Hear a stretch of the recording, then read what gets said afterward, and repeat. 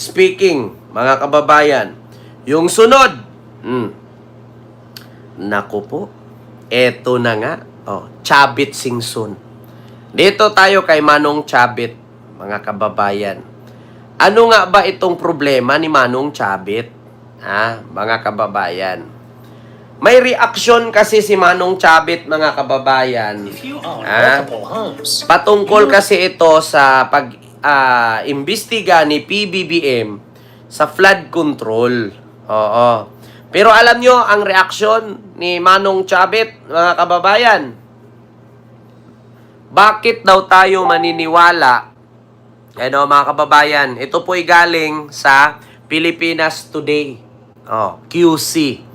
Ayan, ito ang inihayag ni dating Ilocos Sur Governor Chavit Singson sa kanyang press conference ngayong Biyernes, Setyembre 19, tungkol sa mga maanumalyang flood control project sa Ilocos Norte na kilalang baluarte ni Pangulong Ferdinand Marcos Jr. Oo, walang isang salita ang presidente. Bakit tayo maniniwala sa kanya? Ayon kay Singson. Ayun, mga kababayan. Isa lang naman ang aking reaksyon. Bakit hindi ako maniniwala kay PBBM? Isamantala, ganun talaga ang reaksyon, mga kababayan, ng mga dawit. Ganon ang reaksyon ng mga sabit. Bakit? Dapat ito pangalan hindi na Chavit sabit. Bakit? Hindi nyo ba lubos akalain na ang kanyang kumpanya na isang construction company kumamkam din ng 2.7 billion 2.7 billion, mga kababayan, sa kanyang distrito. Kumuha din sila ng 2.7 billion project sa DPWH. Alam nyo ba, mga kababayan, nakasaad sa Philippine Constitution na kapag ikaw ay isang public official, miyembro ka sa gobyerno, may posisyon ka sa gobyerno, bawal kang humawak, tumanggap o kumuha ng proyekto sa gobyerno kasi ang tawag po doon ay mga kababayan, di ba? May tawag po doon, mga kababayan, na isang kalimutan ko ang tawag dyan. May mga interest kasi yan katulad kay Bongo, di ba? Conflict of interest, di ba? So ayun, mga kababayan, bakit nga ba nasabi ni Chavit Singson, walang isang salita ang presidente, bakit tayo maniniwala sa kanya? Mga kababayan, ganito po kasi yan. Bakit ba nagalit si Manong Chavit kay BBM? Kasi ganito. Nung kasagsagan ng eleksyon, sabi ni Chavit, sabi niya, pinangakuan daw siya ni PBBM na ipasok daw ang kanyang pamangkin sa PCSO. Bakit kailangan niyang ipasok ang kanyang pamangkin? Kasi mga kababayan, si Chavit kasi mahilig sa sugal. Noon pa man, nung kay Erap pa, sugal talaga yan. So ngayon, mga kababayan, gusto niyang pasukin ang PCSO. Ngayon, mga kababayan, si PBBM, siguro, hindi natin sure kung nangako si PBBM sa kanya, kasi hindi naman natin narinig, di ba? Hindi naman natin narinig na nagsalita si PBBM at nag-okay sa kanya. Maskin chat nga, wala Maskin text nga, wala. Siya lang ang nagsabi. Hindi pa naman sumagot ang palasyo dito Di ko lang sure kung sumagot na ang palasyo at sinagot na ni Yusik Clear ito. Wala pa akong narinig na sumagot si Yusik So ngayon sabi niya, walang isang salita ang presidente kasi pinangakuan nga daw siya. Ipasok ang kanyang pamangkin sa PCSO pagka nanalo si BBM. Tapos ngayon, bakit tayo maniniwala sa kanya? Alam niyo kung bakit, mga kababayan, over-defensive at bakit paniwalaan daw natin si PBBM? Kasi ganito po yan, mga kababayan. Ipakita ko po sa inyo, sabit po kasi si Chavit, sa kanyang distrito. Bakit? Pati din pala ang kanyang construction company, mga kababayan, ay nakatanggap din pala ng 2.7 billion. Si Bubong, paano mo kaya mapapagawa to? Ito, mga kababayan pakinggan ninyo. Baluarte ng mga Singson ang Ilocos Sur. Pero bukod sa malaki nilang pangalan sa politika, malaki rin umano ang na-corner na government projects ng kanilang pamilya. Nako! Yan ang exclusive agenda report ni Joash Malimban. Ngayon, tanong ko lang mga kababayan, paanong hindi kami maniniwala kay PBBM? Nabisto ka kasi. Di ba? Oo. Kaya nga, sasabihin mo ngayon, bakit tayo maniniwala dyan? Wala ngang isang salita yan. Paano ito? So, ibig sabihin, kung hindi totoo ito na tumanggap ang pamilya mo ng 2.7 billion project sa DPWH na alam mo naman na halos lahat ng anak mo ay mga kongresista. Mga conflict of interest yan. Pwede kayong makakasuhan ng plunder niyan. Bakit mo sasabihin ngayon huwag paniwalaan kasi walang isang salita? Kasi nabisto ka. Ito. Isa ang Ilocos Region sa maituturing na land of mega dynasties. Ayon sa isang report ng Philippine Center for Investigative Journalism o PCIJ.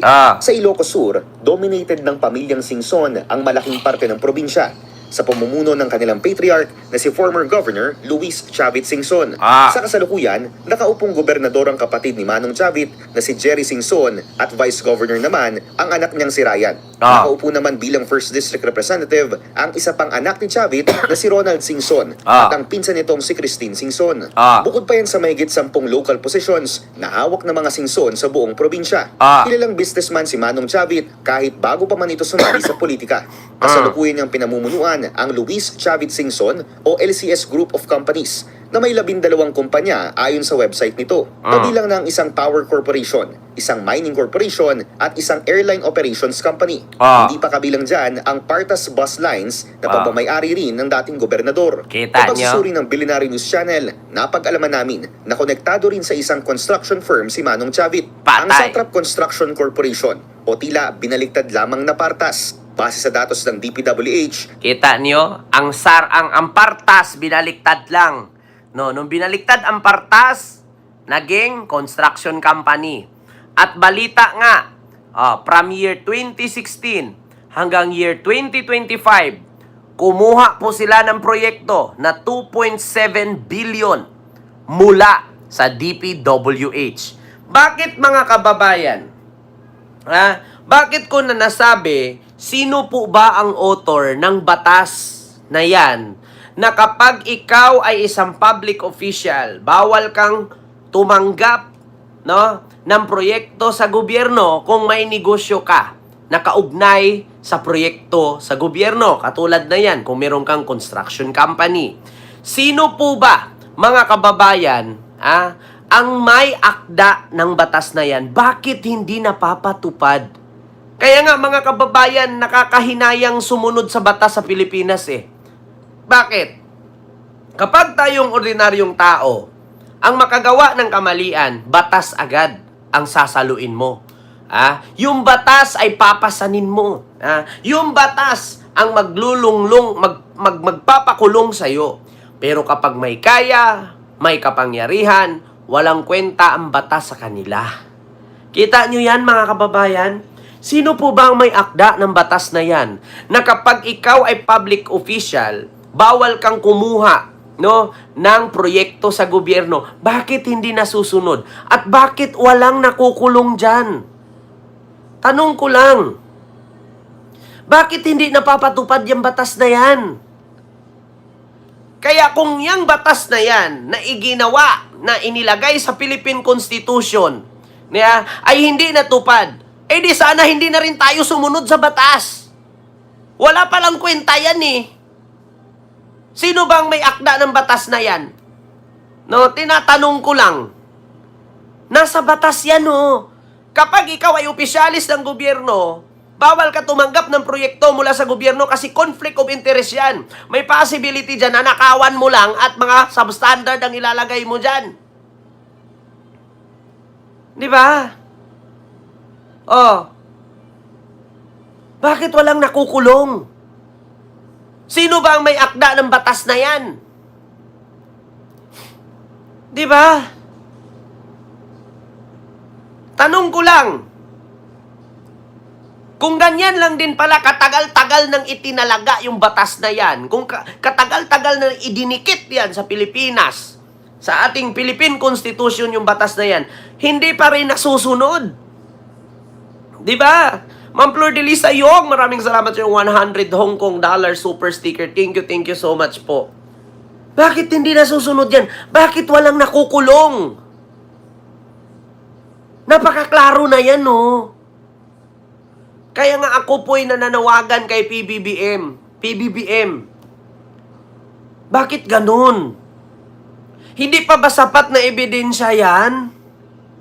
Nasa batas natin yan, no? Kung ganyan lang din naman pala, may batas tayong itinalaga, may batas tayong ilagay, tapos hindi lang din naman pala nasusunod, bakit pa kaming taong bayan susunod pa sa batas ng iba? Di ba? Kaya simula ngayon mga kababayan, huwag na tayong sumunod sa batas. Huwag na tayong makinig kung ano man ang batas na ginawa nila.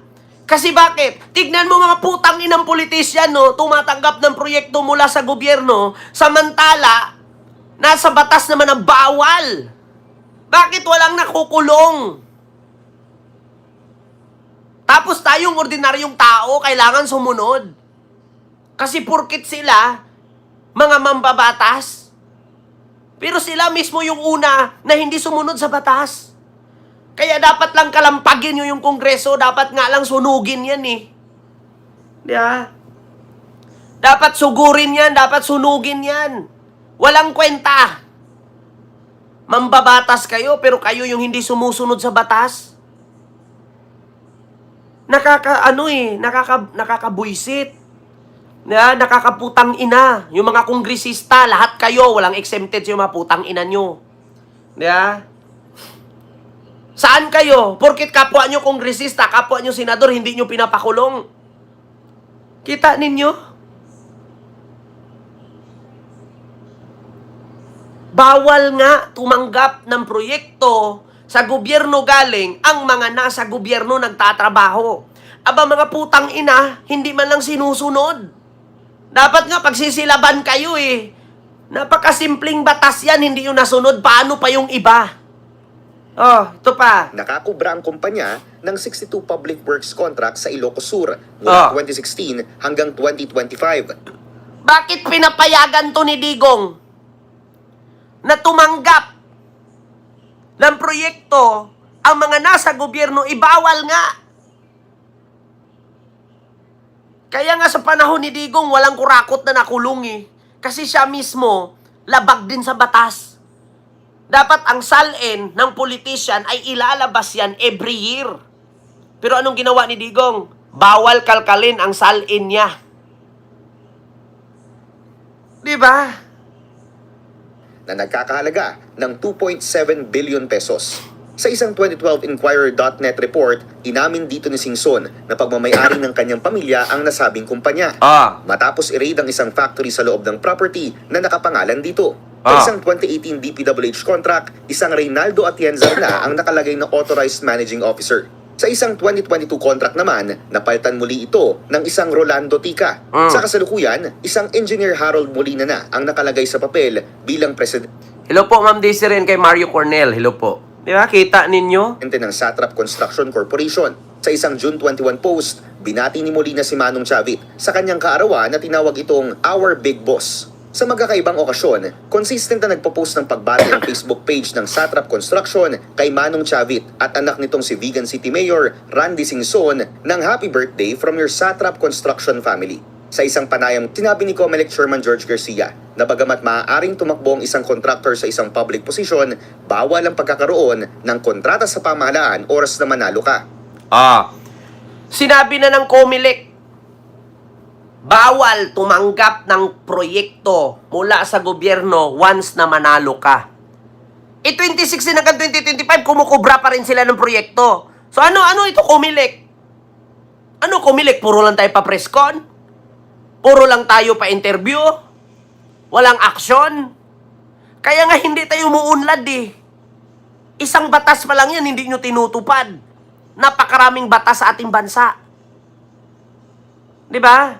Ano to, COMELEC? Puro na lang ganyan. Wala nangyayari. Tanggap lang ng sahod. Wala. May issue pa nga ngayon, mga kababayan. Yeah? Oh, ito pa.